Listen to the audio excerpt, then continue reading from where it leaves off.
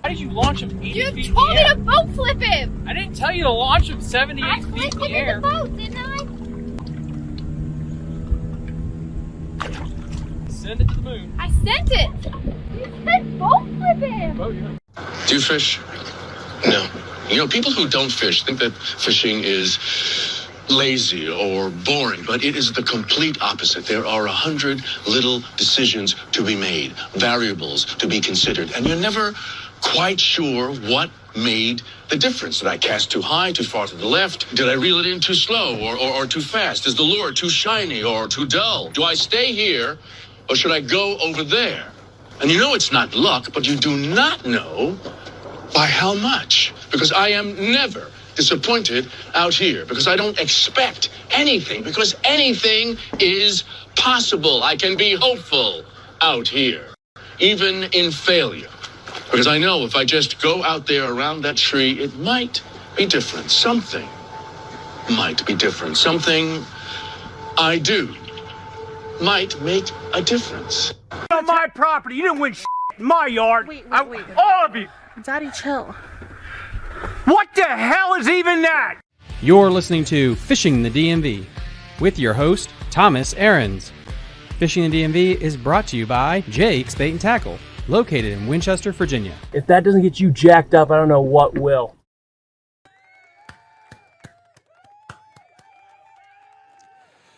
Good evening, everybody. Welcome back to the special edition of Fishing the DMV Live here on this Sunday evening. I have finally dried out and I'm no longer hypothermic. I did learn something. Carry an extra life jacket or rain jacket, I'm sorry, because mine was soaked. Found out there were some holes in it because that thing did not work at all. So that was a pleasant day drowning on dry land for the Shenandoah event. But it's in the books, guys. Stop number 3 for NVKBA's tour this year, 2024, is in the books of the Shenandoah River. And I have the man, the myth, the legend that won with 87.25 inches. In second place was Rodney Williams with 86.50. And then Lee Richmond with 83.75. And then in fourth, we have Nathan Updike with 83.75. And then finishing out the top 5 is Greg Oakes with 80.50. I thought it was a fun Shenandoah event, minus the whole, like, we could drown because of the flash flood warnings. The rain wasn't as bad. It didn't affect the river as much as I thought, which kind of went into my calculations. But we're not talking about me. I'm going to be doing a Patreon members only live stream later this week to talk about my thoughts on the river event. And I found out something super sneaky in practice that I'm going to share with you guys that I banked on, which was retarded. And if I just threw a chatterbait and a swim jig, I probably would have been better off. Yes, believe it or not, I threw a chatterbait for the first time in a tournament, and believe it or not, they work. I know, breaking news. So anyway, without further ado, the fish whisperer himself, he can catch smallmouth in a bathtub. The man, the myth, the legend, the guy that did it all. John, thank you so much for coming on the show. I really appreciate it. Thanks, Thomas. I had a blessed opportunity on my float to run into you, and I got to watch you work. Dude, like, my God, you're Aaron Martin of fishing on the water. It's really cool.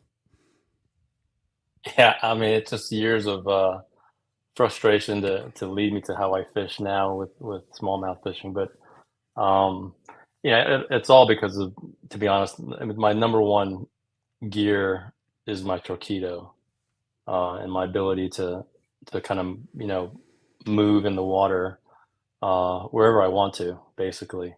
And hold my position without having to drop an anchor. So, I'm constantly fishing. The only time I drop an anchor is when I have a fish and I'm measuring a fish. So I don't float, 100 yards, not paying attention. So as soon as I catch a fish is when I drop an anchor. But that torpedo allows me to just stay in position and without disrupting my cast, basically. You talk about years of frustration to get you to where you were. Could you talk about that a little bit more? My first trip in my kayak, I lost 3 G Loomis rods. I tipped over. It's just, I had a fish and not paying attention to where I was going. I floated, 25 yards down the river into a submerged tree. And by the time I looked behind me, my kayak, T-boned, and I flipped. I actually lost my keys. I was able to recover my gear, but it was a place where I knew the water levels at that time was about 2 feet higher than normal. So 3 weeks later, I went back and I found everything but my rods. So all my stuff was still, where I dumped it. I found 2 tackle boxes. All my hooks were rusted. But yeah, it's just, obviously when I first started, I didn't have a torpedo. I was paddling. You learn, you just learn how to position your kayak and how to efficiently fish, as you get more experience. For people to understand your efficiency. I watched you position 2 casts, reposition 2 casts, paddle up a riffle, 2 casts from the other angle above it, paddle down through the rapids, reposition, 2 casts, gone. What gave you, honestly, the confidence to just like boom, boom, boom, move, boom, boom, boom, move, and be like, I'm okay with that decision? Because I'm just from the years of experience of fishing the Potomac where I fish. I think the last podcast that we had, I I'm targeting big fish, so it's simple where they are. They're not going to be in the rapids. They're not going to be, and especially in this time of the year. I don't think they're in the middle of the river. So it's just a wasted cast, in my opinion, if you're not hitting a spot where a big fish should be. The 3 big fish that I caught were exactly where they should have been. And I think I told you last time, when I don't float rivers. To me, that I would not that I wouldn't float a river, but my torpedo allows me to move up river, position my kayak so that my presentation is coming toward the fish. And so when I'm like, when you saw me, I was on the way back down to my launch, which is insane, by the way, because well, what's funny was because go ahead. Well, so I kept going up the ledges, and I'm like, all right, should I go to this next ledge? And I told myself, I better start going back. Then I said, well, I'll turn back once I see an angler. So I saw you 150 yards away. I go, there he is, and I don't know who it was, obviously. And then so I fished that one spot, and actually the fish that won me the title was that 17-inch fish. That was the last fish I caught that day. And it was I'm not sure if you noticed that it was by the tree. Mm-hmm.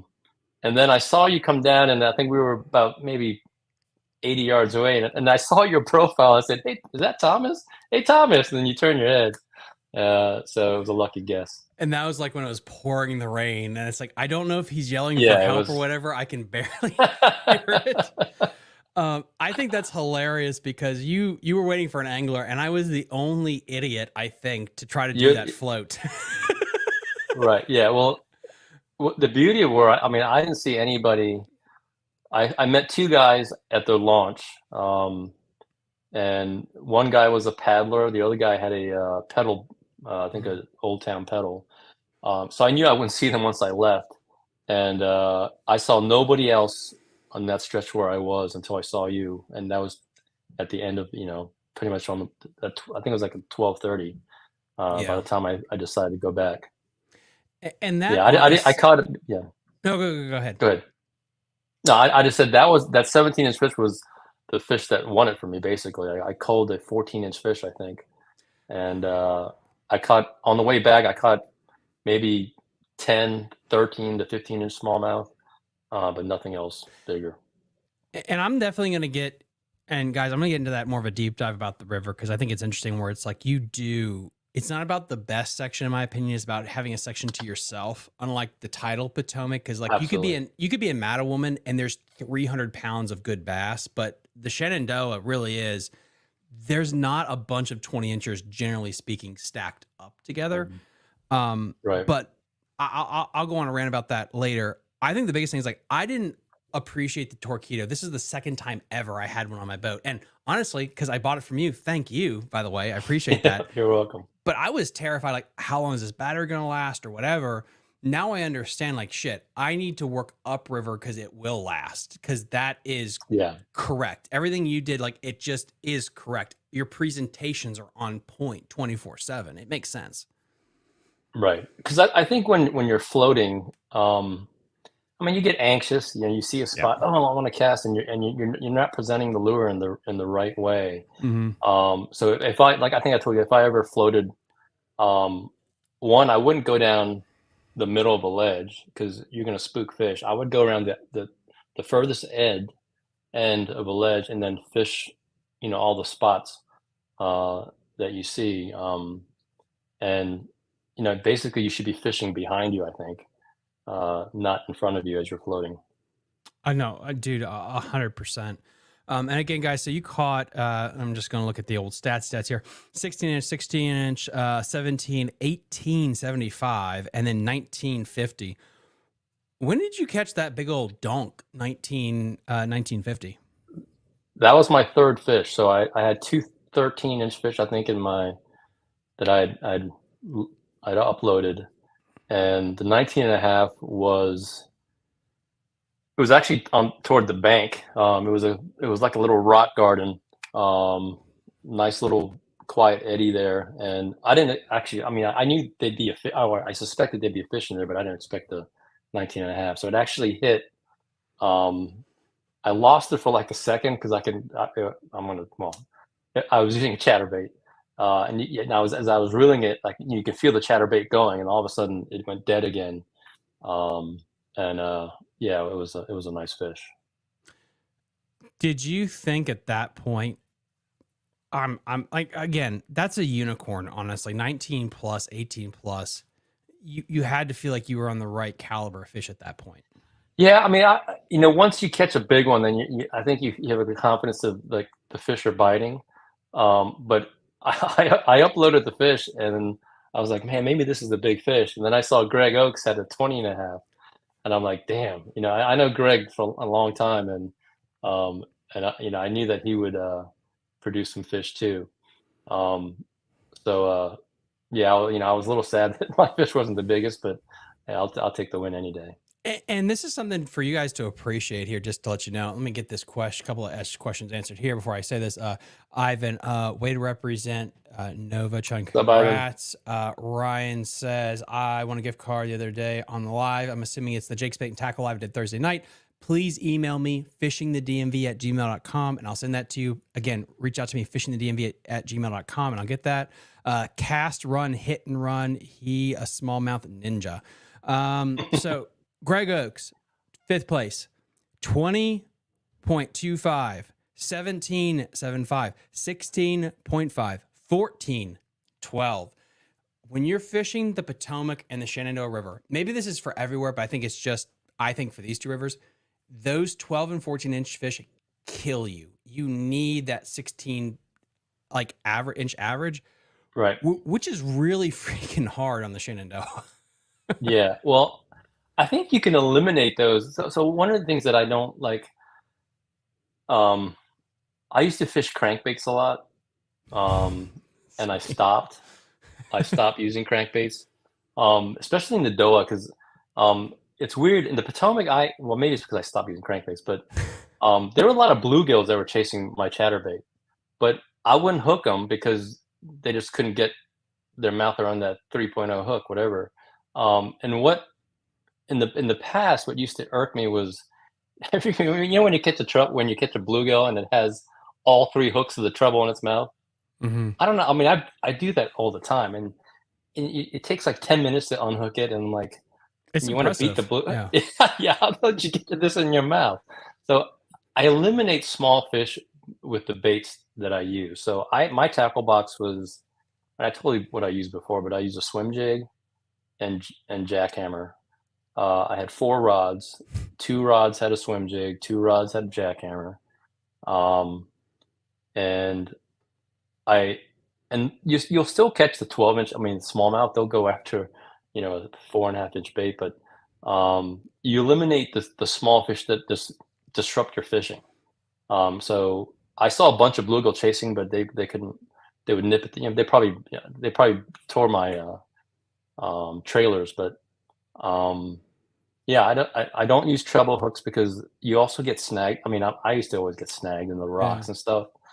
I just hate getting snagged. And I got snagged maybe 3 times with the jackhammer, but it was just because it caught a tree that I didn't see or something like that. And but my efficiency in fishing a lot has to do with my bait selection. So I prefer single hook baits, like spinner baits. I tried a new bait. This is going to be a. Where's the camera? Oh snap! Oh snap! This thing is actually pretty awesome. So it's an inline swim bait, and I used that in the Potomac. I'm catching some fish with it, but it's actually pretty decent bait. The What do you think? Molotron. What do you think about throwing those swim baits in the riffles? Because some of the places I was catching them with the chatterbait and the swim jig was like the bubbly current in between the riffle. Is that where you throwing that swim bait, or is it more in the calmer? It's right. eddies? It's right in the center of a dead calm eddy. Okay. So, in I think the I forget who I mean, the old school method is, or when people told you, is that you cast past like a rock and then you present the bait so it comes through the eddy. Yeah. And I mean, how many times do you make a donk cast and you ruin the spot because your lure got stuck in the branch, or you got caught in the rock or whatever. So I stopped doing that, and I think I told you I throw right in the middle of the eddy, and every big smallmouth I caught, every single one, it's right on the fall. I mean, it's a second and a half at most. I'm never cranking 4 or 5 times or maybe rarely, but the big ones hit right away. And I mean, they're not, they see an opportunity and they don't sit there and say, what was that? I'm going to hesitate. They immediately go after that. So it's funny when people say, I threw it right on its head.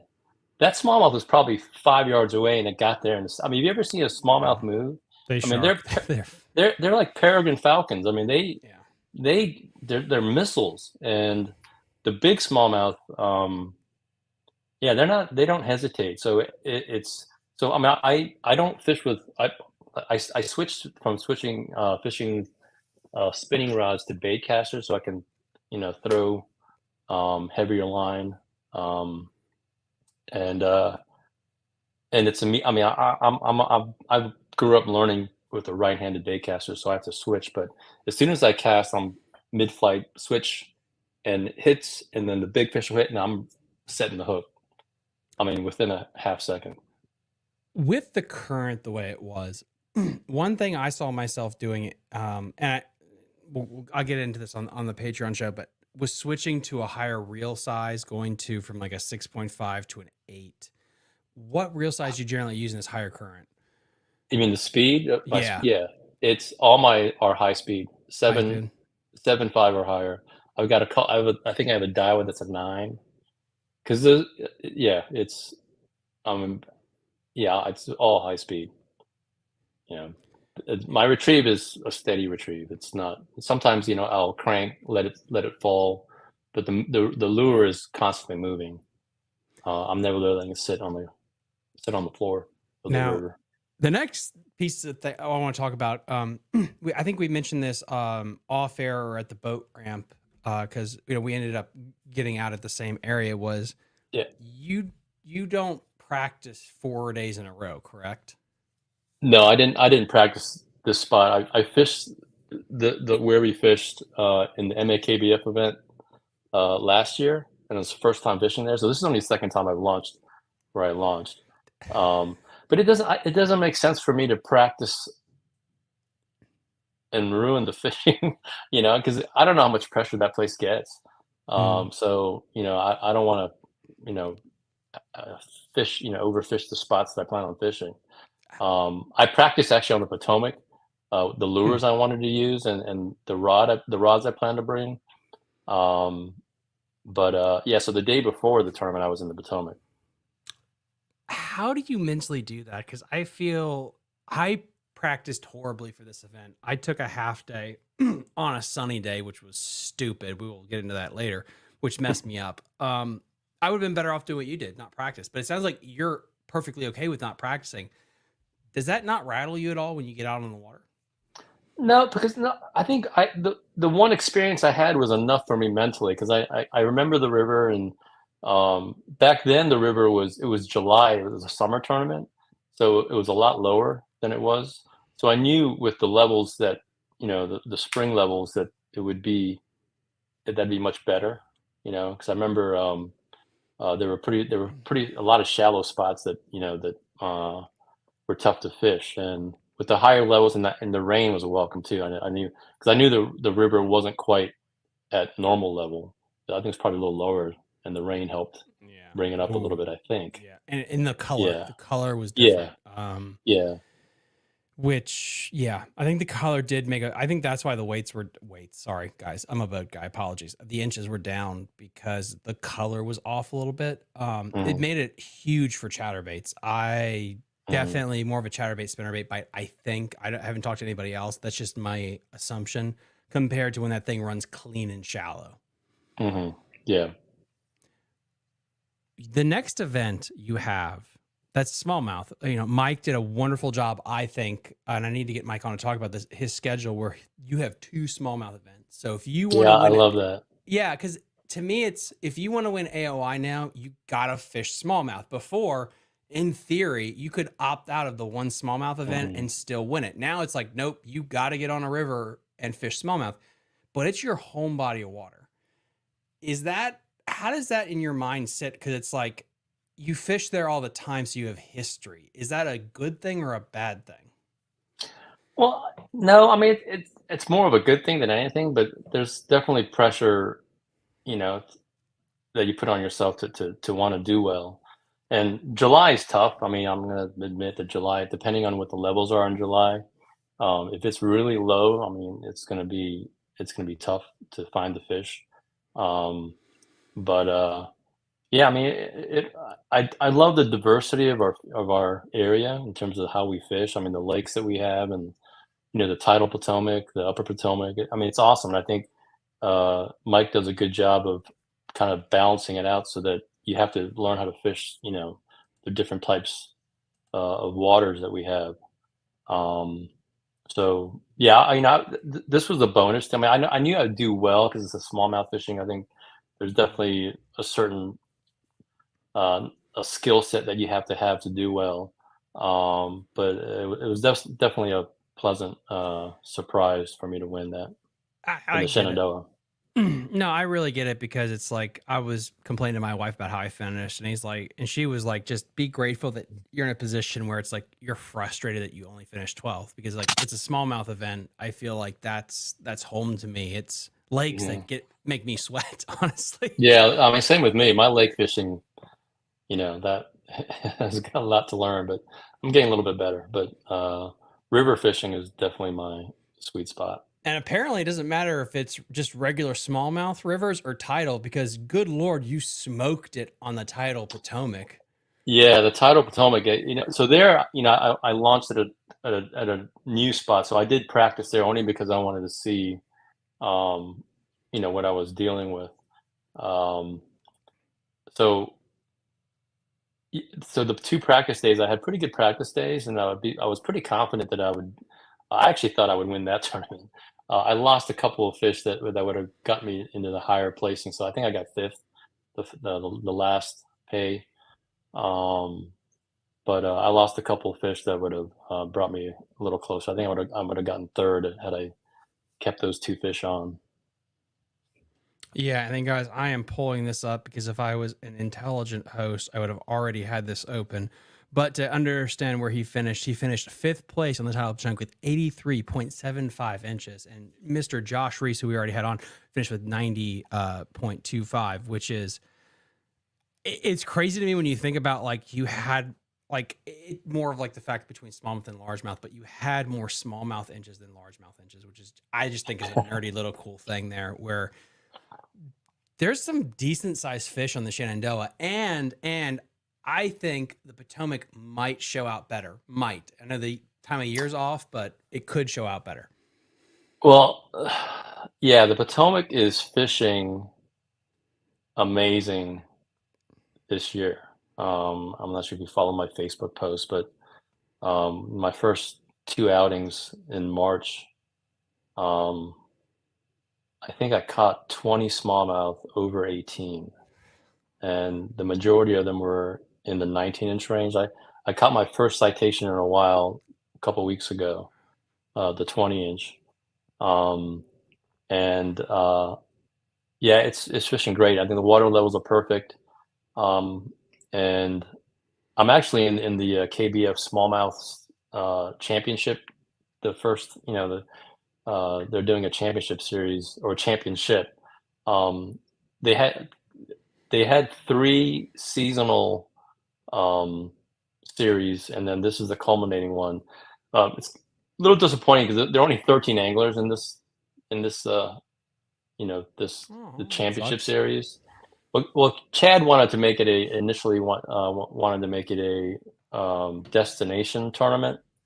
But I think for this year he allowed you to fish any body of water for smallmouth. So some people I think may be fishing the bigger lakes, in Canada and up, in the Michigan area. So the 13 anglers, I'm in second right now, with a 19.5-inch average. I think so. And Troy Wines, he was at our tournament. That guy's I don't know where he fishes, but he's a stud. He's had several 20-inch average smallmouth bags, but I think he's in third. But anyway, my goal is to be in the top 3 in that event. I feel like, yeah, that's not going to be a problem. Well, you'd be surprised. So some of these guys. So it's any smallmouth body. So I was in the last series with a 95-inch average. I was 9th place, and I think the top 5 had over 100. Damn. 100 inches for the 5 fish. And Lee Wells just said, and guys, I'm sorry, I'll get to your comment section. My apologies. Lee says, I think Troy fishes the New River. Yeah, I think. Well, I don't think he does. So I actually made a comment that I thought he, fished there as well. But somebody replied, he doesn't. He fishes another body. So does the Maury have big fish in it? The Maury River? Yes, the Maury, yeah, it does. Maury? It's a tributary of the James. For anyone listening that doesn't know. So I think he fishes that river and the James, but yeah, he's a hammer. He catches some big smallmouth. All right. I'm going to get to your questions. I know they're getting antsy. So I'm going to start from the oldest questions to the newest questions because you want to hear what the champ has to say. We got Grayson here. Grayson, I'm from Virginia. Do y'all have any tournaments in Northern Virginia? Well, they're all in Northern Virginia. Grayson, yes, all the tournaments are in Northern Virginia. If you would like to, go to the Facebook page, Northern Virginia Kayak Association. I think that's correct. NVKBA for short. Bass Anglers. Yes, Bass English. I'm sorry, guys. Acronyms are my kryptonite, along with speaking. Ivan says, curious for either of you to answer. Outside of the Torpedo, describe your tournament rig setup, how many rods, etc. I will let the champ go first. I only use 4 rods this tournament. All bait casting. I fish straight braid. 15 and 20 pound is what I have on my rods. Straight braid. Dang. I stopped using You don't fluorocarbon. Fluorocarbon is the biggest scam.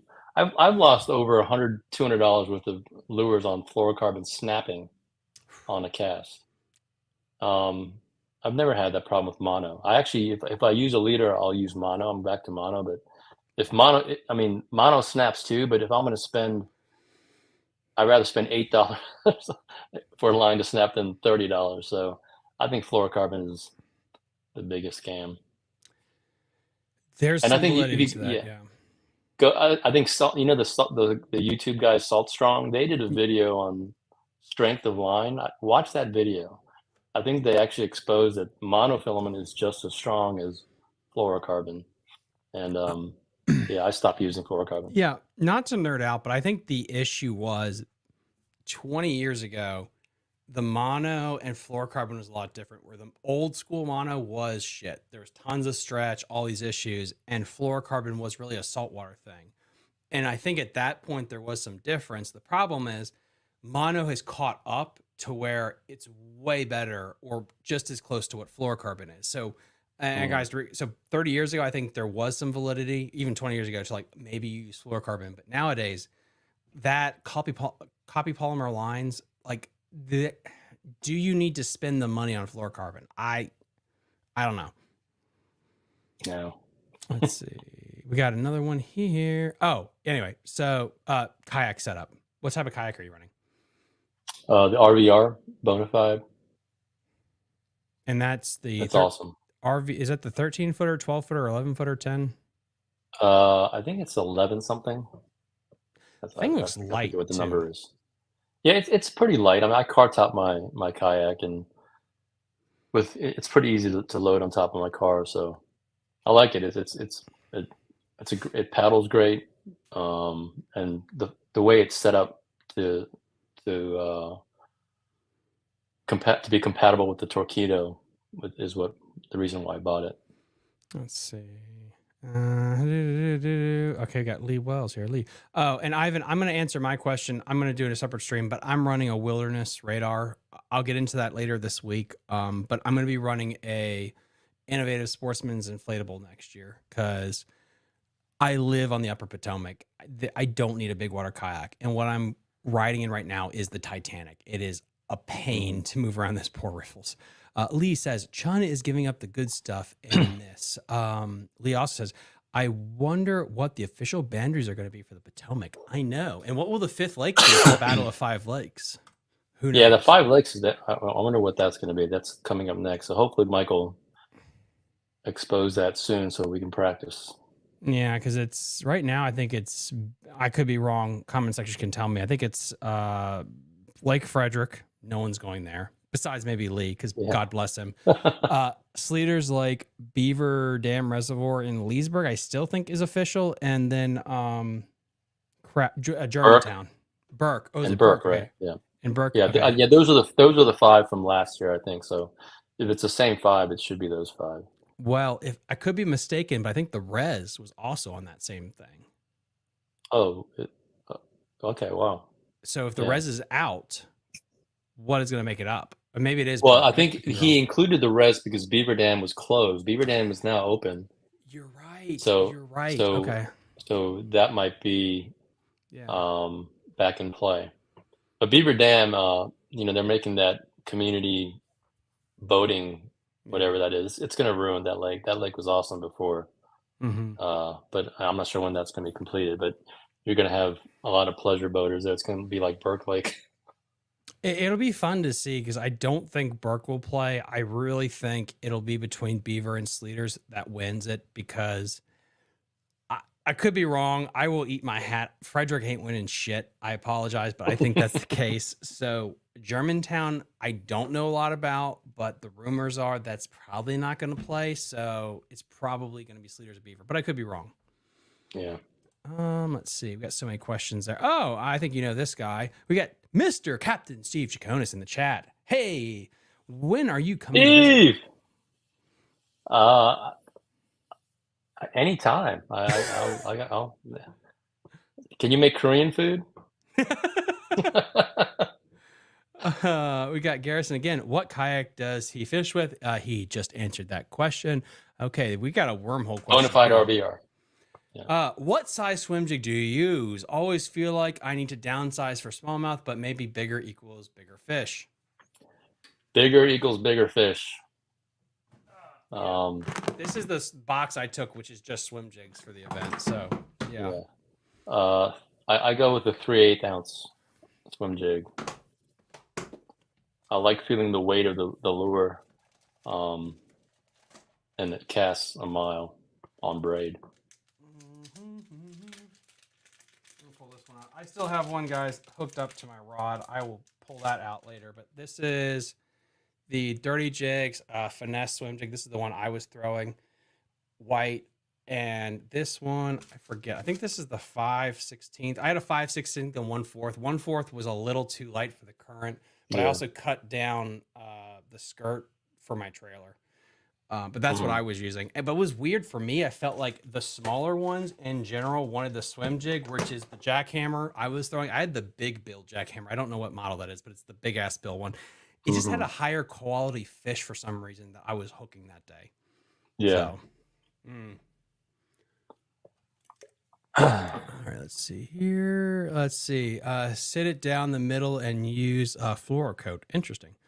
I didn't know that. Let's see. Oh, here we go. Have you ever fished Lake Brittle or Silver Lake? Brittle, I fished once, I think, a long time ago, but I've never heard of Silver Lake. Back when I was 10 years old, me and my aunt used to fish that for catfish, Lake Brittle, all the time. Allegedly, it has really good snakehead fishing. Never heard of silver lake. I didn't know that existed. Yeah. Let's see. And then we got Ivan again. I switched to the Bonafide RVR 119 this year. Love it on the rivers. Everyone fishes out of it. It's a really good kayak. You mentioned the anchor system. What size weight do you put on that so it doesn't mess you up when it comes to just how far you can go propulsion wise? So I actually bought one of the Anchor Wizards anchors. It's a knobby. It looks like a little tripod. I mean, it's a triangular anchor. It has knobs on it. So I used to use the bomb anchor, the round one, and I found that it didn't really catch, in current. The Anchor Wizard anchor has these knobs that'll catch, if you're in gravel or in mud. It works pretty good. I'm not sure how many. It probably weighs about 5 pounds, maybe a little more than that. But it works great with the Anchor Wizard. That's something that's on my to-do list to get the Anchor Wizard. Honestly, it just seems like it's really good for just rope consolidation, but also, like you said, just to power pull down. Honestly, that was an issue I had on the tournament where I'd hook one and like, do I just run the motor to keep myself? Because the current was ripping pretty good and it wasn't shallow. Like you could beach the kayak easily to mess with fish. Right. Yeah. I mean, it's like I said, my efficiency is as soon as I, get my net, I drop the anchor so I'm not floating backwards. The Anchor Wizard is, just the tools that I use, it just helps with how I fish. When you mentioned the baits that you throw, generally speaking, in that kind of current, what size bait were you using? So, a swim jig has a little bit of lift, but the chatterbait definitely has a lot of lift to it. Were you sticking with that 1/2 ounce or were you going even heavier? Because I flirted around with, I wish I brought like a 3/4 or even a 1 ounce chatterbait just to get it down a little bit while I was fishing it in the current. Well, you're not fishing when you're casting in those eddies. It's probably a foot at the head of the eddy, and then when you bring it down, I'm not sure. I mean, some of those pools, you couldn't see because it was dingy water. But again, that doesn't matter if there's a big smallmouth because if there's a smallmouth sitting in an eddy, he's not sitting there to rest. He's sitting there to feed. So as soon as it sees that opportunity to feed, it's going to come up and hit the bait. So the weight to me was more of a so I can reach those eddies from a distance. Interesting. But like I said, I use a 3/8 ounce. That's the weight I love to use, so I can feel the weight. If I want to fish slow in the summertime, I'll let it, it'll drop. But with a bait caster, the 3/8 ounce is a perfect weight. What type of rod and bait caster are you using? Just to reiterate for the chat again. I have a bunch of Dobbins rods. Oh, okay. The XP the glass rods is what I use for my chatterbait. Really? Okay. Yeah, it's an awesome rod. It's I got a bunch of I'm spoiled. I use the Shimano DC reels, so I use moderately high end stuff. Do you use glass for your swim jig rod too? Yeah. I could never do that. Okay, wow. That's impressive. Yeah. Yeah. I mean, I've got a couple of graphite rods. I mean, I got so many. I don't have so many rods. I've got maybe 3 dozen rods. But the medium heavy 7-foot is the rod I like to use. Because I feel like with my swim jig setup, and y'all know based on the 2-hour stream down the swim jig, I'm anal with it. I tried the Mega Bass, whatever it's called, Hydro before, but I found out Phoenix is basically as good as Mega Bass. There, I said it. And I want it super sensitive because those fish, that bite is such a tick. It's very light on us compared to a chatterbait. And so I like sensitivity, generally speaking, versus that mushiness with a glass. But that's interesting that you like kind of like the same rod for both techniques. Yeah, I mean, I'm not picky about it, but the fish that fight the strongest are the 15-inch, 16-inch fish. When you have a 18 or 19-inch fish, it's a thud, and it's dead weight almost. Yeah. But so I think a lot of people when they catch a 16, I mean, it feels like a a 20-inch fish, and you look up and what the hell's that fish doing? But they just go crazy. The big ones they thud and they kind of dig, and it's dead weight. Especially in that current. Yeah. I mean, that was the one interesting thing I realized. Like, it was ripping so much harder, and you have to be anal with your boat positioning, especially if you're fishing one of those riffles, because some of the fish that I caught was in the stuff, like it was in the ripping current, and you set the hook on a 16, 17 incher. You really need to think about when you made your cast where your boat's going, because you're going over top that fish. And I was blessed I wasn't throwing treble hooks this time, but if I was, I feel like I would have lost a lot of fish because I wasn't always able to keep good pressure because I was floating versus fishing up creek the whole time. Right. But I think I got all the questions answered there, but perfect. Let me make sure. Yep, cool. Awesome. Got all the questions answered. What do you got coming up next? No, just the next event. I fished two. Then my goal this year is obviously I'd love to get AOI. So I missed the Lake Anna event. So I fished two of the three, and obviously I placed fifth and first. So I'm on the right track. My tough fishing will be the two lake events coming up. The Rappahannock, I mean, I think it's kind of a wash. I think I'll do more practice in there, but I'm comfortable with the Upper Potomac, obviously. So, you know, two of my 5 goals were reached. Finally winning a first place, getting $5 from you. Yep. You won that bet by a lot. Yeah. AOI, one of these years, hopefully before I retire from fishing, will be something that I reach. Already talking about retirement. I'm 57 years old. I mean, I don't know. I'm not a spring chicken anymore. How old is Rick Clunn? I mean, you got time. Yeah. Well, but you're fishing out of he's fishing out of a boat. I mean, it's comfortable in a kayak. But any opportunity for me to fish the Susquehanna, I'll compete. So I think Bassmaster has their event there in July. My goal is one of these is to be in the top 10. That would be awesome to be in the top 10 in that river. I just got to find a place to launch. I think it's in July coming up this year. Where is one place you want to win? Like Susquehanna. Is that okay? Yeah, that would be awesome. But that would be like a bucket list to do that. You are right now, and I got it up right here. You're in 19th place for AOI, which of course, Lake Anna, you probably dropped that event. Out of the 2 lake events, the Battle of 5 Lakes, number 1, and then Electric Boogaloo, number 2, which one are you more nervous about?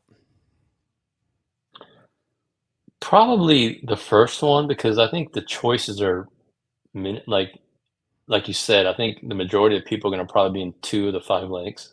Yeah. So the pressure, those lakes aren't big. Mm-mm. I actually think the Occoquan should be one of the choices so that it'll spread people out. Like take Frederick out and put the Occoquan in there. That way you can spread people out a little bit more. Poor Frederick. I mean, you're not wrong. You're not wrong. Yeah. But the res should always be, I think, a part of our choices. I mean, it's not, unless they put it in there, it's not an opportunity to fish that. And I think I think you had one of the guys on the DWR. It's the number 1 bass. Yeah. System in our area. Include that. That would be awesome to include that somewhere. And again, I don't know what Mike's thoughts are on that, but I think one issue is like there's 2 boat ramps and it's like on 2 ass ends of it. I'm assuming that could be one of the issues there, but I agree, because let's be real. Any tournament, any combination of lakes that you have, like the Battle of 5 Lakes, if res is on the schedule, you can safely bet your earnings, your whole life savings, that's the lake that's probably going to have the winner out of it, because it's that good. It is. But I will say this. If you told me tomorrow Germantown Lake produced the winner, I would believe it based on the fact that no one's going to fish there, and then you have it to yourself. Right. I'll talk about that later this week, where it's like sometimes some lakes, like separating fish is a problem, like the Shenandoah River. You can't have 6 people floating down and everyone catches 80, 90 inches. Like that's just not going to happen. Beaver Dam could be a wild card because I don't know what the launch setup will be like this year if the park is done and how many people will commit to that. Sleeters will be just destroyed, I'm assuming. No one will fish Lake Frederick. So, and does Burke have a fish in it that's over 15 inches? And I have not fished that since I was like 8, so I don't know. To full disclosure. Yeah, I mean, so that I fished there all the time when I was younger. But it's funny because you'll see people post, a catch that they, Burke in Northern Virginia in that Facebook page. But yeah, I mean, on the weekend, I mean, how do you fish Burke when you have, 50 pedal boat, the leisure boaters, out there? I don't think that should be. Yeah, I don't even know why that's an option. That it's it's so overcrowded, I think, and with non-fishermen.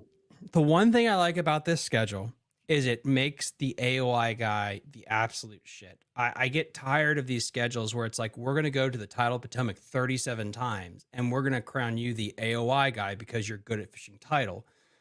If you win AOI this year, it's like 100% you're a stud because you had to go through everything to get that thing.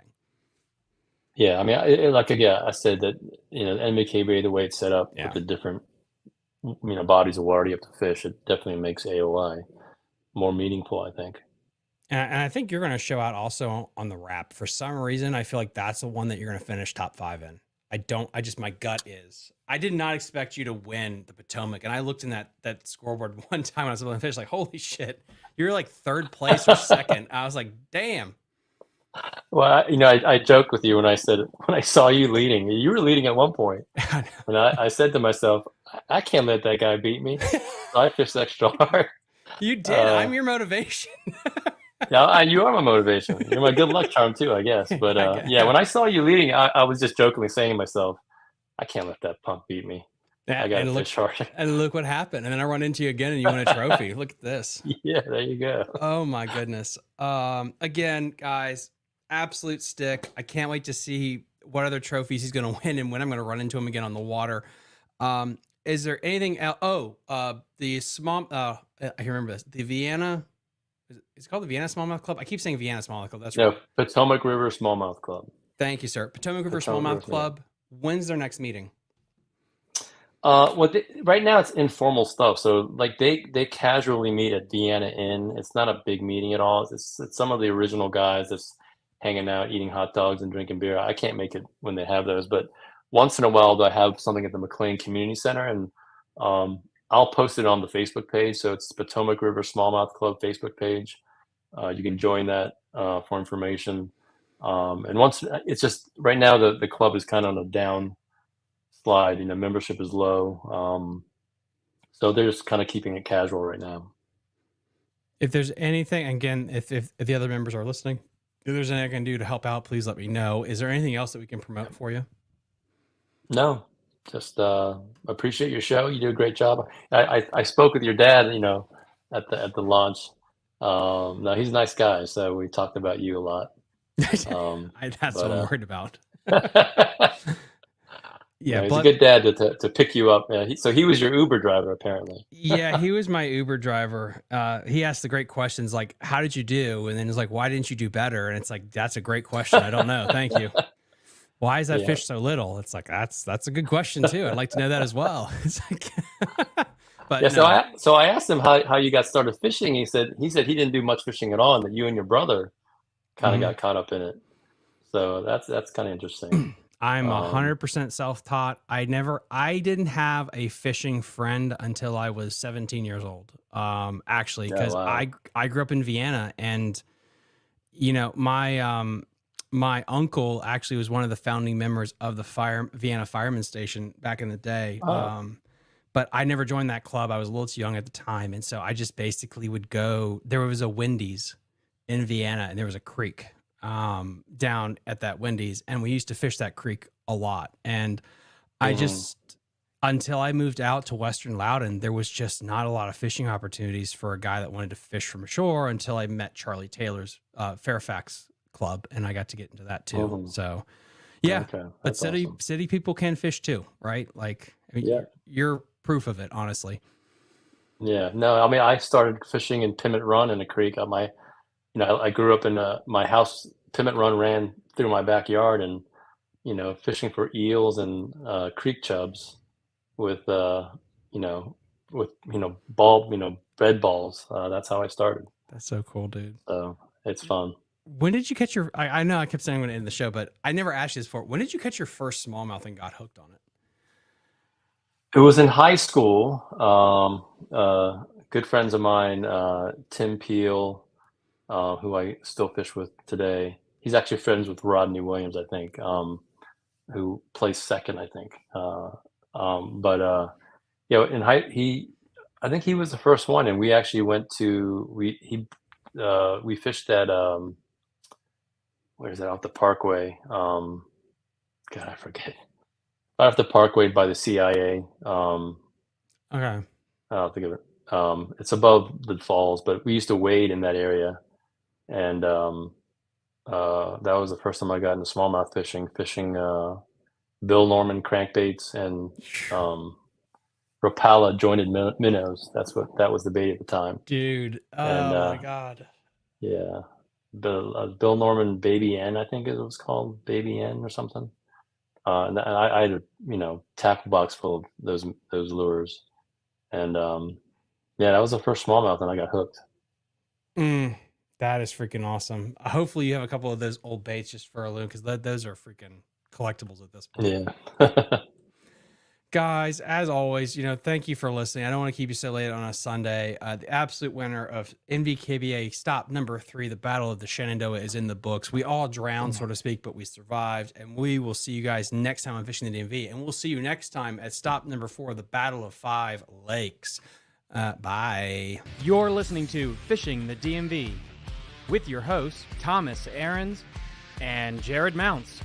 Fishing the DMV is brought to you by Jake's Bait and Tackle, located in Winchester,